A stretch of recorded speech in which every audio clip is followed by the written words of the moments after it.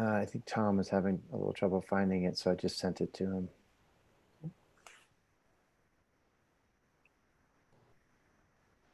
Do we have everybody else from, I see a bunch of the team.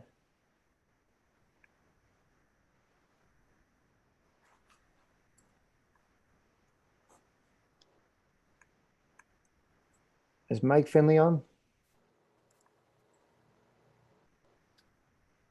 I don't see him yet. Okay.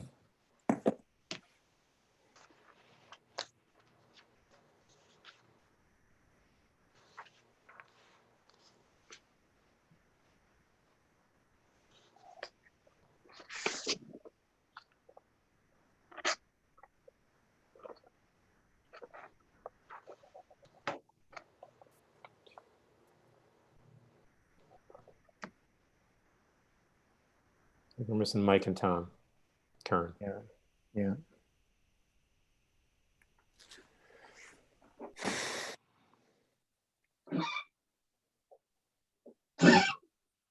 Sorry, that's my dog. he's COVID patient 0 in our house.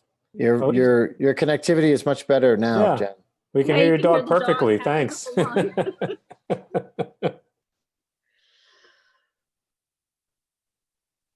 There's Mike. So in terms of just events, where we have Baccalaureate Friday, among other, we have a bunch of moving up ceremonies, I guess, Yep. tomorrow, the next day, then Baccalaureate Friday, and Yep. then graduation mid-July. Yep. Are there any other major school event? I mean, I know there's a elementary parade, Tricia, and some other things, but Yeah, I can review those, John, during my okay. report if you'd like. Okay, great. Okay, that'd be great. Sorry. And if I forget anything, guys, just let me know, please. Okay, I see everybody. So why don't we go ahead and call the regular board meeting back into session. Roy, you'll be doing the honors, right? Yep, I will. So once again, this is, I guess, our last formal or scheduled board meeting of the year. I guess it sounds like we might have one more, but congratulations to the entire administration and staff for getting to this point through from March 13th. It's been a long 3 months in COVID, and I worry that we're going to have a lot of challenges ahead. I know we're going to have a lot of challenges ahead, but I think you guys have all done a fantastic job of getting us to where we are now. A couple more major events to get through in terms of graduations for 5th, 8th, and high school, and baccalaureate on Friday. I know a lot of people are looking forward to that. So on behalf of the board, just thanks again for all of the hard work and the and getting us to where we are. So with that, Roy, I will hand it over to you. Thank you. Yeah, it's hard to believe that we're finally at the end of the school year. It's been a limping all the way home, I think, but looks like we'll make it okay. And I also want to echo John's remarks by thanking the administrative staff and the teaching staff for the job that they did throughout the year, but in particular in response to the pandemic that occurred. Everybody kind of pitched in and helped and stepped it up. And I know there were some bumps and bruises along the way, but it was not for lack of desire to do well or lack of trying. And I think we should be very proud of the staff for the way they handled the challenges that we had this year. So hats off to them. And I also would like to thank the board for their continued support of our work, especially during this time. It's very easy to forget how we do things sometimes, and having the support that we do enjoy from our Board of Education is really meaningful to all of us. So thank you, and John in particular, thank you for your leadership of the board and your presidency during these last 2 years. It's really been my honor and privilege to work with you directly that way.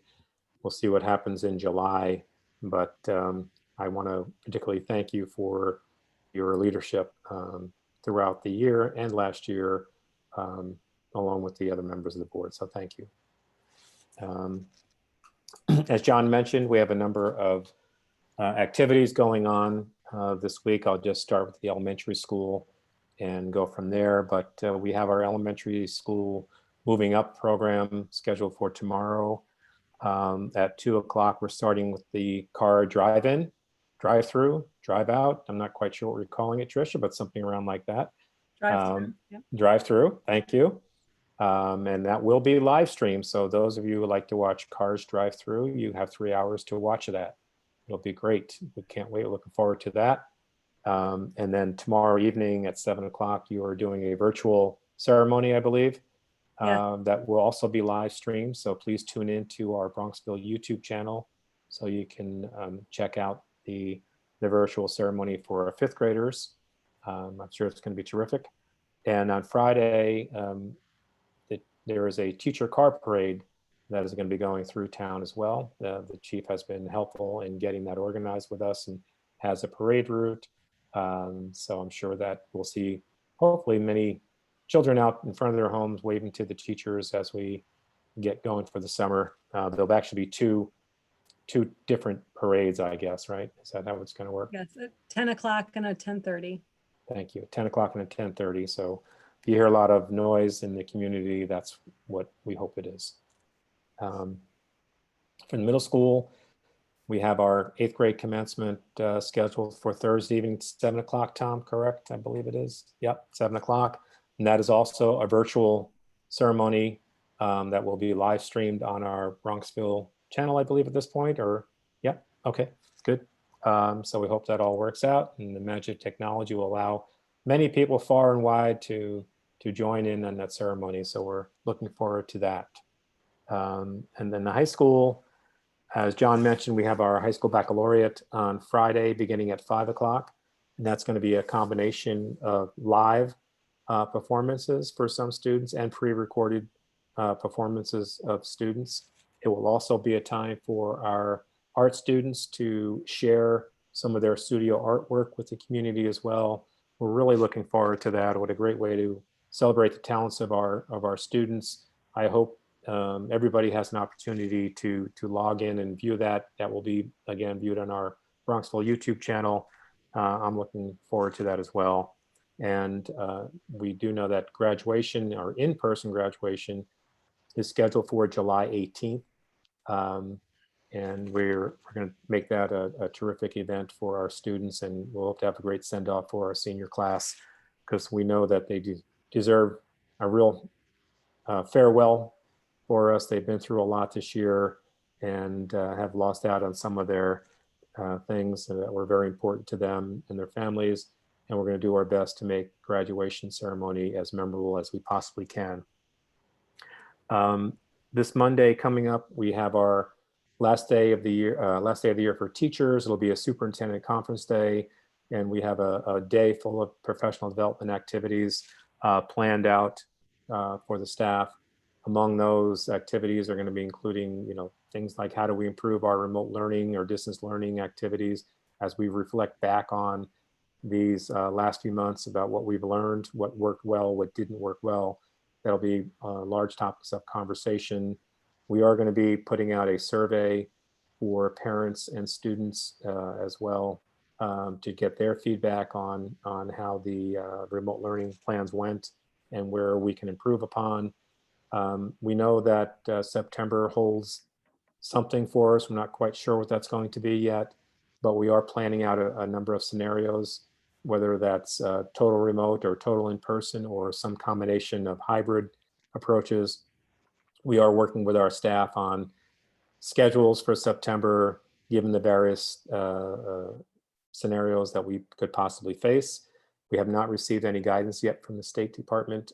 We do expect that sometime late June, I hope. We've been told that all schools will have to put together a plan that'll have to get approved by Albany sometime in July, but we're not waiting for that. We're going to advance our plans forward, and as I said, try to be as potentially prepared as we can for any scenario that hits our way. And also, as I talked to the administrative team today, we have to be able to kind of turn on a dime should the second wave hit and force us to close again. We don't want to have to take time to ramp back up again. We know that we want to be in a position that if that happens, within 24 hours, we're hoping to get up and going and ready to go with our students. But it certainly has taught us a lot going through the experience. Taught us a lot about our instruction methodologies and our technology and what we need to be prepared for. And we're going to try to use those lessons learned to ramp up things should that be needed in the fall. So with that, John, I think that about ends my report. Thank you. Any questions from the board for Dr. Montesano on the general update?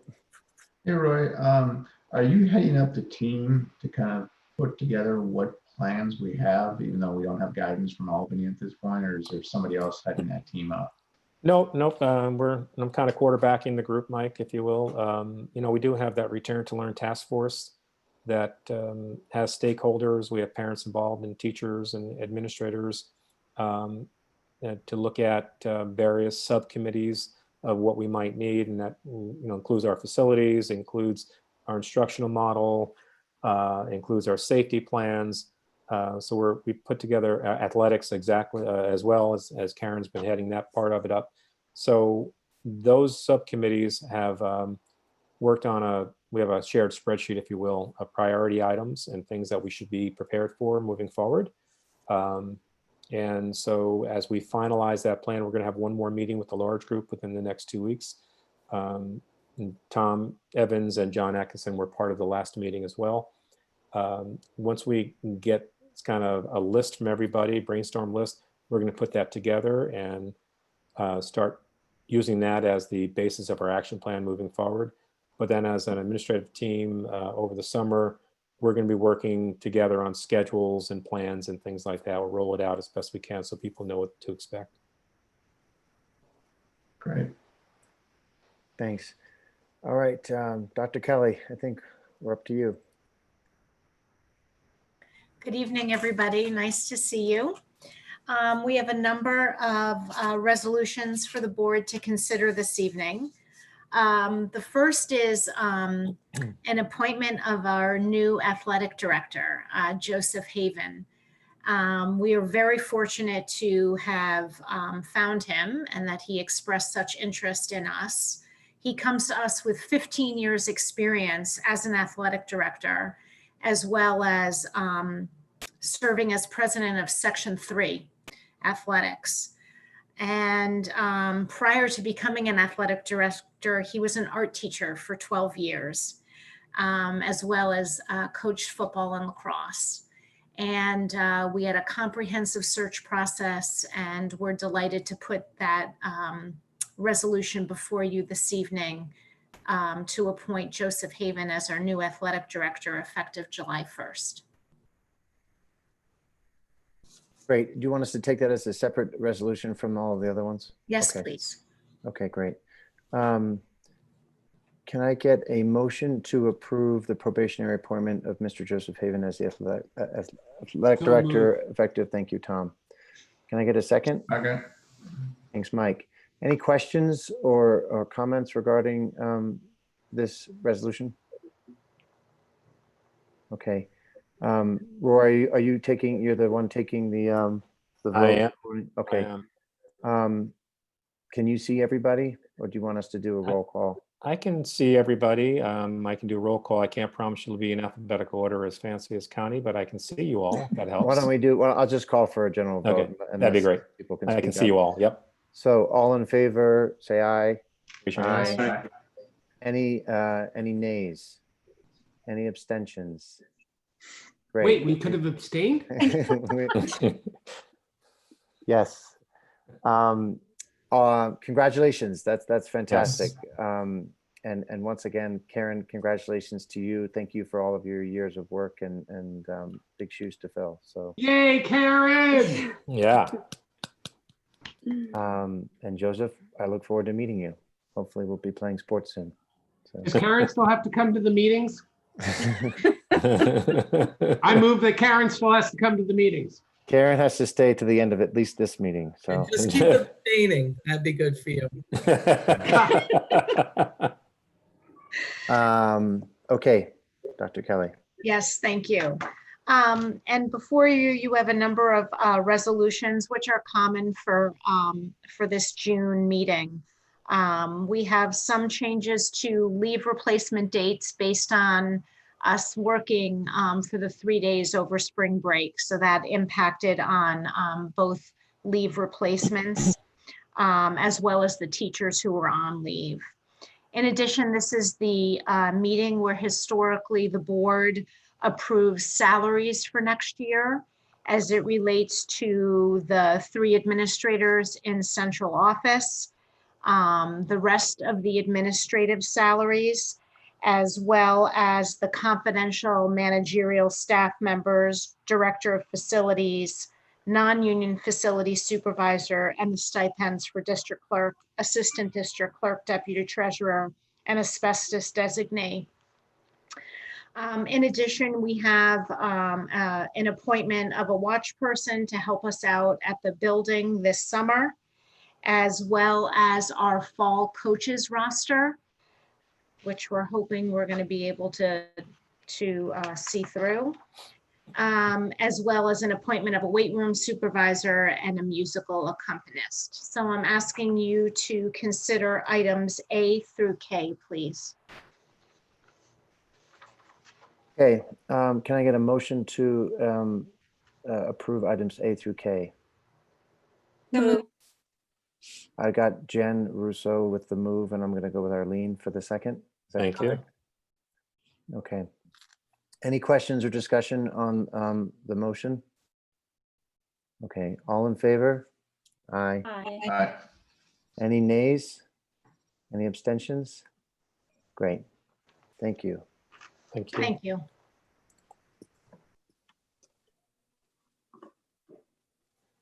Dan, I think, are we up to you now?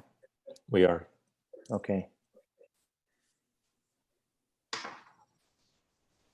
We'll start Dan. with the preliminary financial report for the month of April.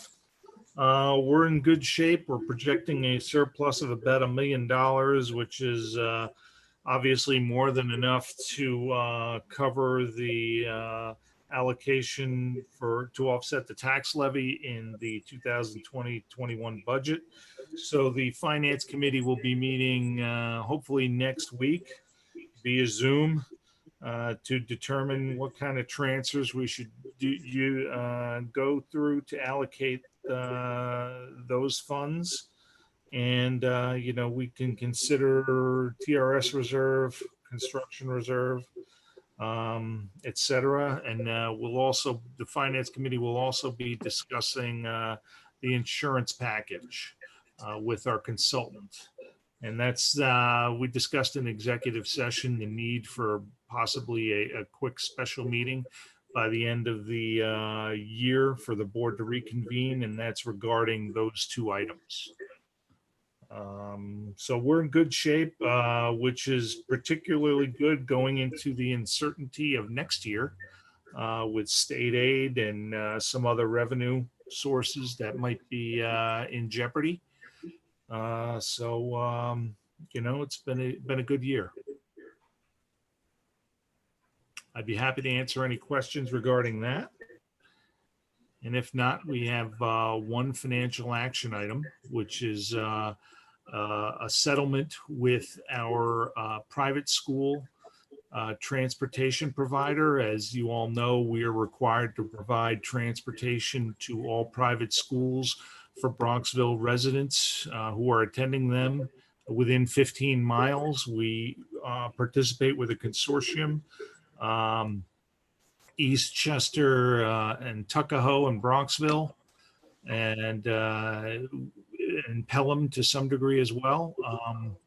That saves us a lot of money. However, when we stopped transporting students, we stopped paying. But the bus company did incur a lot of costs based on our commitment, most notably leasing buses.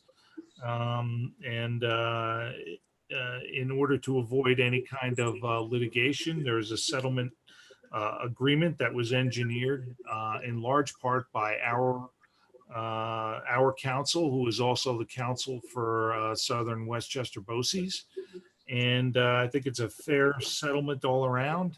We've discussed it in executive session, and I would recommend that the board authorize the board president to sign it. Great. Any questions for Dan on this, or can I get a motion to actually to approve that resolution as described? Move. That was Second. Michael and Jack. All in favor? Aye. Aye. Any nays? Any abstentions? Thank you. The motion passes. Okay, Dan, facilities stuff? Facilities, I've given at least, I guess, 4 board members tours so far of the construction. And, there's a lot going on in the building. I don't want to say it's a good thing we stopped getting students in here too, 3 months ago, but the only silver lining to this whole thing has been our ability to really let the construction people loose on the building.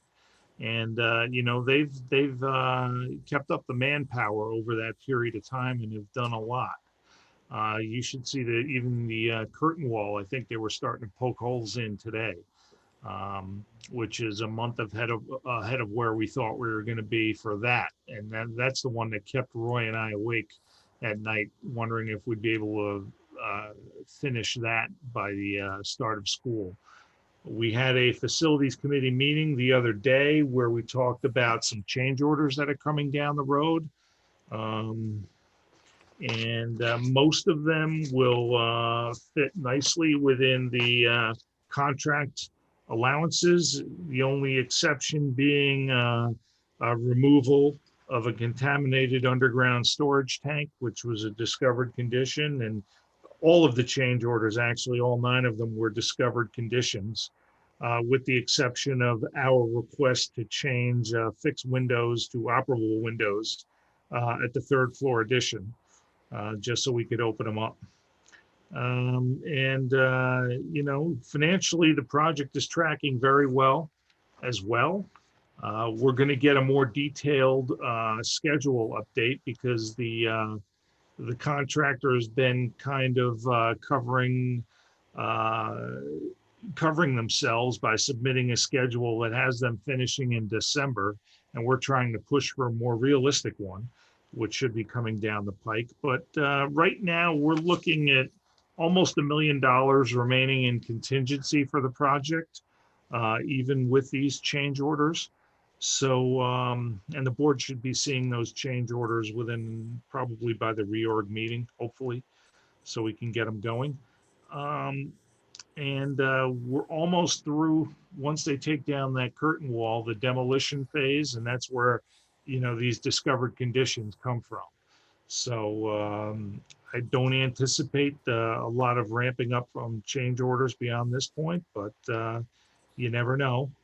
But financially and schedule-wise, I think the project is looking pretty good. Anybody else have anything to say about that facilities committee meeting, other than what I've summarized? No, I think you covered it.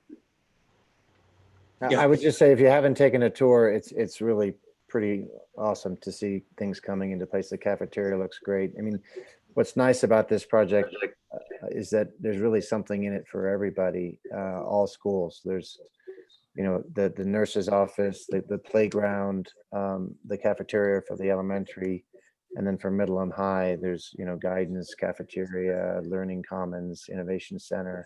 There's some special ed things that are being done. So it's really nice to see it all coming together. Hopefully it'll be ready by school in the fall. Hey, Dan, I've been reading that some of the facilities like factories were closed down, for March, April, and part of May. Any sense that we're going to be delayed because materials are just going to show up later? Well, we get a big delivery of windows scheduled for the end of the month, and we review that. And so far, they haven't pushed back delivery dates on those yet. So it'll be interesting to see if those come in as scheduled. But I think we had our had our planning together on this project so well that all of that stuff has been in the pipeline for a long time and was to be here well ahead of schedule. So we can even take a few delays here and there. And I don't think it would slow down the project much. Plus, they have manpower dedicated in 7 different areas right now between the front of the building, Meadow Avenue, the curtain wall, in 3 or 4 interior places that if one of those got delayed, they could just divert manpower to other places. And it would still keep us on schedule. Right. Great. Any other questions or comments for Dan about the facilities? Dan, there are no action items, right? No action items tonight. When I do get the change orders, we'll try and put them together in a package. I'm hoping for the reorg meeting. Okay, I see Connie. Connie Connie, sighting. are you ready? Connie. You're on mute, I think, Connie. Oh, gotta take mute off, Connie. You're on mute. Okay. How's There that? you go. Yep. Okay. Okay. So So I think we're at your part of the agenda, so we're all eagerly awaiting what you're about to say. I'm Okay. giving up my job as district clerk, by the way. You good now? Okay, so total voting in the June 9th, 2020 school budget vote and election, 910. Initial voids were 104. So for the budget, we have 641. Against the budget, 136. Amongst those, we had 29. Amongst the 806 votes counted, we had 29 votes amongst those. Any questions? 29 voids, right? Voids? Yes, among the 806. Yep. What was the cause of the voids? The lack of signatures on the envelopes? Well, the initial voids, the cause of the voids were lack of signature on the ballot envelopes, or a voter might have not put it in their ballot envelope and put it just in the return envelope. I think they tried to abstain, John. They succeeded in doing so. Okay, that's great news. Thanks, Connie. Do you also have the election results for the? Yes. candidates? For Oh, the Michael, tension. for the seat currently held by Michael Finley, 721. And there were 13 write-ins. And for the seat currently held by Jennifer Russo, 728 with 10 write-ins. Congratulations. What are some of the names that were written in? Yeah, read them before. You say them out loud, please. Do you want me to read them, really? No, thank you. I do have it recorded, though. Yes. So if you look at your agendas, there's a lot written here. I think, Connie, did you just given us the full report, right? So we can now approve the resolutions Yes, related to the now budget. you should have, hold on.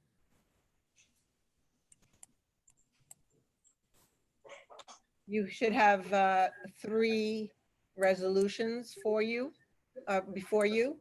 The first is to accept the results that were just read. Okay, can we take them all together? Or do we have to do them individually? Well, let's do this one separately. Okay, And So- then that's A, that's on the agenda. okay. Move to accept. Thank you. Can I get a second? Second. Tom Curran and Jack Beerworth, all in favor? Aye. Hi. Any nays? I'm going to leave out abstentions. That's not Oh. very popular. Okay, Connie, what's the second one? The second one is, B is just stating that you're authorized to spend the money as set forth in the 2020-2021 budget in the total amount of $50,099,483. great. Can I get a motion for that, please? So moved. That's from Marlene. Second. Tom Evans gets the bill on the second one. All in favor? Aye. Hi. Thank you. Any nays? Great. And C is the longest one.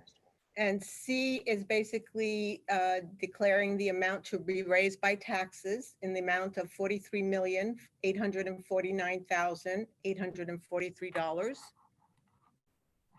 You're Okay, so this declaring that authorizes the village and- to Right, and raise the bill. sending that warrant onto the village for them to collect the taxes as agreed. Okay. Can I get a motion to approve that, please? So moved. Motion. Second. Thank you. So Arlene and Jen Russo. Correct. Can I get any all in favor? Aye. Aye. Aye. Any nays? Thank you. I think that's it, right, Connie? That's it. Okay, any board reports?